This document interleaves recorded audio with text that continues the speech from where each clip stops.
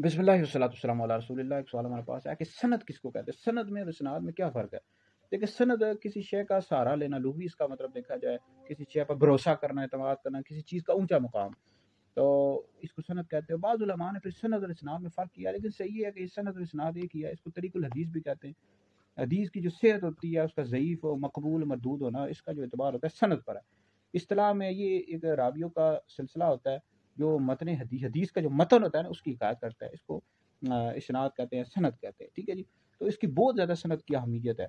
कोई भी हदीस जो सही होगी, तो सबसे पहले उसकी जो सनद होगी वो देखी जाएगी कि इसकी जो सनद है, उसमें जो रावी हैं उन पर कलाम किया जाएगा। लेकिन याद रखें, जो सहाबा इकराम अलैहिम रिदवान है, अगर हदीस में जैसे सहाबी का नाम आता है तो उन पर कलाम नहीं किया जाता। ठीक है जी। जितने भी सहाबा हैं वो आदिल हैं। बाकी जो सहाबा के अलावा हैं उन पर कलाम, उनके अलावा जो रावी होते हैं उन पर कलाम किया जाता है, जरा तदील की जाती है। ये भी एक कलाम है और इल्म है। ठीक है जी। जरा तदील की जाती है। लेकिन नबी करीम अलैहिस्सलाम के किसी भी सहाबी पर जरा तदील हरगिज़ हरगिज़ नहीं की जाएगी। नबी करीम अलैहिस्सलाम के तमाम सहाबा आदिल हैं, तो बाकियों पर जरा तदील की जाएगी। अब्दुल्लाह इब्न मुबारक रहमतुल्लाह अलैह फरमाते हैं कि जो सनद है ये दीन में से है। ठीक है जी। इसकी बहुत ज़्यादा अहमियत है सनद की। तो बहरहाल मज़ीद भी इसके हवाले से तफ़सील है, अगर मज़ीद आपने पूछना हो तो नीचे कमेंट्स में सवाल कर सकते हैं।